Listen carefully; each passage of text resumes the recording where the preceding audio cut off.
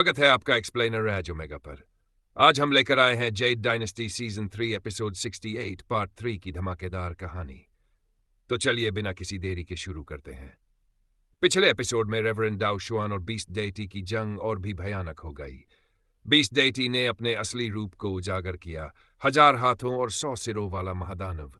उसकी शक्ति इतनी विकृत और डरावनी थी कि पूरी टोंगचेन पीक कांप उठी। वहीं दूसरी तरफ इल्यूजरी मून केव के सामने गोस्टली और लिंजिंग यू आमने सामने आ गए। बचपन की दोस्ती अब नफरत में बदल चुकी थी। लिंजिंग यू ने ऐलान किया, आज से उनकी राहें हमेशा के लिए अलग हैं। दोनों के वार से पहाड़ तक हिल उठे और उनकी घातक भिड़ंत शुरू हो गई।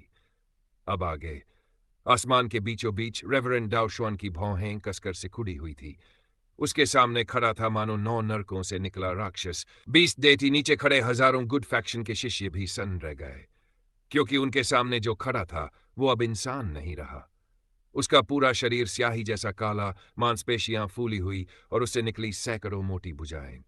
उसका चेहरा इतना विकृत और भयानक था कि मानो स्वर्ग और पृथ्वी के जन्म से अब तक ऐसा दैत्य किसी ने देखा ही न हो। भीड़ में हलचल शुरू हुई। दक्षिणी सीमा का जादूगर तो हमेशा से ही क्रूर था, लेकिन ये तो इंसान भी नहीं रहा। रेवरेंड दाओशुआन ने गहरी सांस ली। उसने जूशियान प्राचीन तलवार को अपनी छाती के सामने क्षैतिज रखा। तुरंत ही तेज सफेद रोशनी फूट पड़ी, इतनी तेज कि उसकी पूरी दाहिनी भुजा और तलवार एक साथ प्रकाश में डूब गई। आकाश में तलवारों की छवियां फैल गई, पूरा आसमान मानो उसकी शक्ति से भर गया। वो सच में किसी अमरदेव की तरह लग रहा था, लेकिन उसकी झलकती हुई पीली पड़ती शक्ल ये दिखा रही थी कि इस शक्ति की कीमत कितनी भारी थी। रेवरेंड दाओशुआन की आवाज गूंजी, अधम राक्षस, अब भी सत्य नहीं समझा? क्या मौत का इंतजार कर रहा है? बीस्ट डेटी ने अपनी खुरदरी भयावह आवाज में तिरस्कार से हंसते हुए कहा, मौत? हा हा हा हा, पहले मैं तुझे जिंदा नोचूंगा, फिर नीचे खड़े इन निकम्मों के दिल निकालकर तेरे पास भेजूंगा। कैसा रहेगा? रेवरेंड दाओशुआन की भौहों के बीच लालिमा चमकी। अब और शब्दों का वक्त नहीं था। उसने तलवार की मुद्रा बदली और धड़ाम, आसमान भर में तलवारें नाच उठी। जन सोर्ड फॉर्मेशन फिर से सक्रिय हो गया। तभी दूर से सुनहरी नगाड़े जैसी गूंज उठी। आसमान में फैले रंगीन प्रकाश 7 हिस्सों में बांट गए और फिर से 7 विशाल तलवार रचनाएं तैयार हो गई, हर एक एकल रंग की, सीधे उस 1000 हाथों वाले दैत्य की ओर निशाना साधे। रेवरेंड दाओशुआन ने एक गरजती हुई सीटी मारी। उसकी आवाज मानो आकाश चीरती हुई ऊंचाई तक पहुंची। सफेद रोशनी फूटी, जूशियान प्राचीन तलवार कांप उठी और 7 तलवार रचनाएं गर्जना करते हुए बीस्ट डेटी पर टूट पड़ी। शूम, आसमान फिर से फट गया। असंख्य तलवारों की चीखती हुई ध्वनियां हर दिशा में गूंजने लगीं। पहली लहर बैंगनी तलवारों की सीधे दैत्य पर बरस पड़ी। नीचे खड़े शिष्य खुशी से चिल्लाने ही वाले थे कि अचानक बीस्ट डेटी का पूरा शरीर हिल उठा। उसकी सैकड़ों भुजाएं हवा में उठीं, हर एक हाथ मोटे काले धुएं को समेटने लगा। कुछ ही पलों में मानो एक विशाल काला बादल उसके चारों ओर मंडराने लगा। धड़ाम धड़ाम, बैंगनी तलवारें उस पर बरसीं। लेकिन बीस्ट डेटी की भुजाएं परछाई की तरह नाचीं। हर तलवार को उसने पकड़ लिया, मोड़ दिया या धुएं में लपेट कर निगल लिया। जो तलवारें कभी अजेय मानी जाती थी वो धीरे धीरे रंग खोने लगीं और फिर धुएं में गायब हो गई।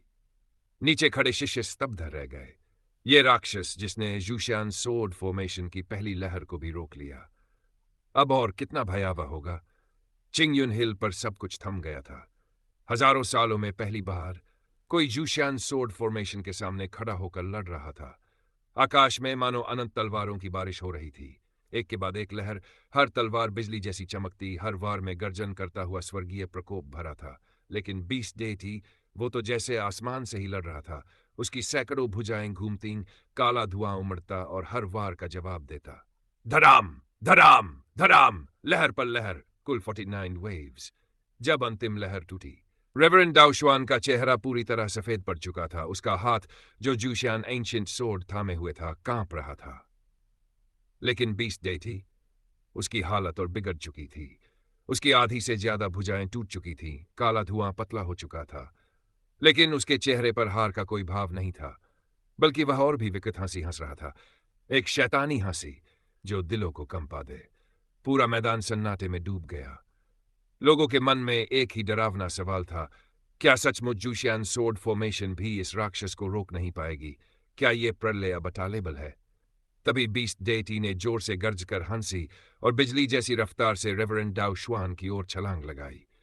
उसका विशाल शरीर बादलों को चीरता हुआ आया, सैकड़ों काली भुजाएं आसमान से गिरते तूफान जैसी उस पर टूट पड़ी। भीड़ दहशत से चीख उठी, लेकिन रेवरेंड डाउ शुआन, उसका चेहरा शांत था। उसने गहरी सांस ली, आंखें बंद की और हल्की सी हुंकार भरी।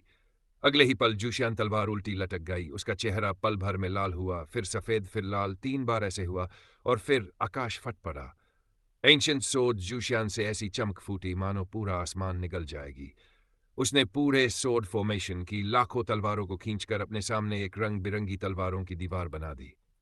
एक अडिग किला, एक दिव्य डाल बीस डेटी टकरा गया।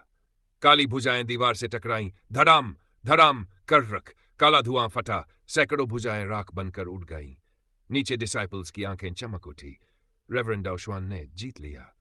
पूरा चिंगयुन हिल खुशी से दहाड़ उठा, लेकिन खुशी के नारे अधूरे ही रह गए। उस चमचमाती तलवार दीवार को फाड़कर सबसे मोटी, सबसे काली, सबसे शक्तिशाली भुजा निकली और धड़ाम, रेवरेंड डाउन की छाती पर आ गिरी। पूरा आसमान कांप उठा। रेवरेंड डाउ शुआन का शरीर पल भर को हिल गया और उस क्षण हिल की उम्मीदें भी हिल गईं। बीस डेटी का काला हाथ डॉन की छाती पर पड़ा, जैसे बिजली आसमान को चीर दे। एक पल में उसका शरीर हिल गया। वाटर किरिन भी दर्द से चिल्लाया और दोनों हवा में कई जांग दूर जाकर गिरे।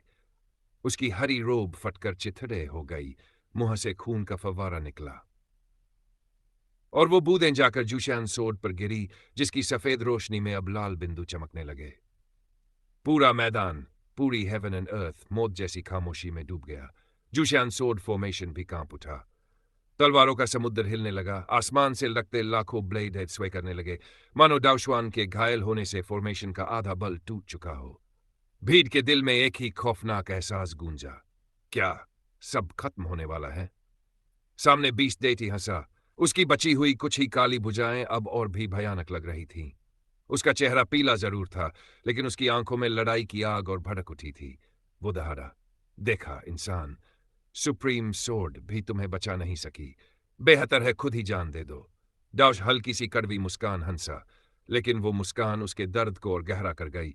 उसका शरीर लटखड़ाया, डिसिपल्स नीचे से चिल्ला उठे। फिर भी उसने खुद को संभाल लिया और फिर उसने आसमान की ओर देखा। उसकी आंखों में अचानक एक अलग ही तेज चमक आया।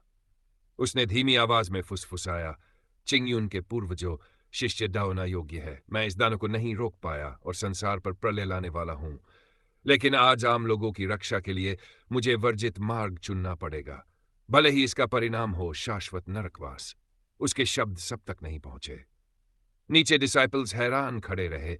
ये समझ ही नहीं पाए कि डाउशवान क्या कर रहा है, लेकिन अगले ही पल उसकी आंखें खुली, भरी हुई आकाश जैसी गंभीरता और देवता जैसी आभा से। उसकी बाईं हथेली अचानक जूशियान सोर्ड की चमक में समा गई। सफेद रोशनी खून लाल हो गई। उसकी उंगलियों से खून बहने लगा, लेकिन वो खून नीचे नहीं गिरा। उसकी उंगलियां आकाश में घूमी, एक अजीब आकृति खींची और फिर वो खून जमकर बन गया लाल रक्त से बना ताइजी चक्र। वो चक्र चमक उठा, गहरी लाल रोशनी से मानो स्वर्ग और पृथ्वी कांपने लगी। दाऊशवान का चेहरा और भी पीला हो गया, लेकिन उसकी आंखों में अब डर नहीं था। जूशियान सोर्ड कांप उठा। उसकी आत्मा बेचैन हो गई, मानो इस रक्त बलिदान से उसे वो चीज मिल रही हो जिसकी उसे हमेशा तलाश थी। दाऊशवान का रक्त निर्मित ताइजी चक्र और तेज घूमने लगा। वो धीरे धीरे उठकर दाऊशवान के सामने ठहर गया और उसकी जीवन शक्ति जैसे उस चक्र में समा रही थी। उसका चेहरा पूरी तरह पीला पड़ चुका था, लेकिन उसने अपनी आखिरी ताकत जुटाई, जूशियान सोर्ड को उठाया और एक ही वार में उसे ताइजी चक्र के भीतर भोंक दिया। उसी क्षण उसकी गगनभेदी गर्जना गूंजी, हेवन, सीक्रेट, सील। हर शब्द के साथ आसमान में बिना हवा के भी बिजली गरजी, धरती कांपी, जैसे देवताओं की शक्ति उतर रही हो। दाऊशवान का वस्त्र धमाके से फट गया, राख बनकर उड़ गया। अब वह केवल सत्य साधक और बलिदानी योद्धा के रूप में खड़ा था। चिंगयुन की सातों चोटियां, टोंग लोंग शो, morning sun, sunset, return of the wind, big bamboo, small bamboo, सब कांप उठी। विशाल चट्टानों के भीतर से सुनहरी किरणें फूट निकली, मानो ये पर्वत जीवित हो उठे हों। उनमें से निकली रोशनी आकाश को चीरती गई और 7 विशाल स्वर्णिम आकृतियां बनकर जूशियान सोर्ड की ओर झुक गई। दृश्य इतना दिव्य था कि स्वर्ग और पृथ्वी स्वर्णिम आभा से जगमगा उठे। भीड़ स्तब्ध रह गई। ये डाओ शुआन की अंतिम वर्जित विद्या थी। बीस डेटी भी पहली बार चुप रह गया। उसकी आंखों में अविश्वास और भय चमक उठा। दाओ शुआन ने जोर से गर्ज कर कहा, ब्रेक। उसकी आवाज के साथ ही पूरा सोड फॉर्मेशन हिल गया। आसमान अंधकारमय हो गया। बिजली, तूफान और गिरते पत्थरों ने धरती को डुबो दिया। लेकिन तभी जुशन सोड की रोशनी और भी तीव्र हो गई। सफेद आभा इतनी प्रचंड थी कि दौशाम भी उसमें लिपट गया। 7 रंगों की तलवारें जो 7 पहाड़ों से जुड़ी थी, धीरे धीरे लुप्त होने लगीं। आखिर में केवल एक विशाल 7 रंगी मुख्य तलवार बची। धरती का कंपन थम गया। पहाड़ों की स्वर्णिम रोशनी बिखर गई और उसी पल विभिन्न रंगों की किरणें 10 गुना शक्ति से जुशान सोड में समा गई। अचानक आकाश और पृथ्वी को चीरकर एक ही प्रचंड सफेद तलवार प्रकट हुई। उसकी रोशनी इतनी तेज थी कि पूरी दुनिया आलोकित हो गई। इस दृश्य ने लोगों को पागल कर दिया। सभी निराशा से बाहर निकल आए। हर डिसाइपल, हर साधक चिल्ला उठा, अभी भी आशा है, अभी भी धर्म जीवित है। लेकिन उस उम्मत्त भीड़ के बीच किसी ने ध्यान नहीं दिया कि एक सफेद वस्त्रधारी आकृति भीड़ से चुपचाप निकल गई। उसका चेहरा बर्फ जैसा उजला, पर होंठों पर हल्की लाली थी। उसकी आंखों में आग जल रही थी। वो पीछे की पहाड़ियों की ओर दौड़ी, आंधी तूफान के बीच, मानो भाग्य की डोर उसे कहीं अज्ञात भविष्य की ओर खींच रही हो। उसके कदमों के साथ धीरे धीरे एक प्राचीन गीत की गूंज हवा में मिल गई, मानो प्रेम, बलिदान और भाग्य की डोर इस युद्ध की छाया से कहीं दूर जा रही हो। आउटरो तो दोस्तों, यही था आज का धमाकेदार एपिसोड। क्या रेवरेंड डाओ शुआन का ये अंतिम बलिदान बीस्ट डेटी को सच में रोक पाएगा? और लू शेची किस रहस्यमयी भविष्य की ओर जा रही है? ये सब हम जानेंगे अगले एपिसोड में। अगर वीडियो अच्छा लगा हो तो लाइक, शेयर और सब्सक्राइब करना ना भूले। मिलते हैं अगले एपिसोड में। तब तक के लिए धन्यवाद। एक्सप्लेनर रेजोमेगा।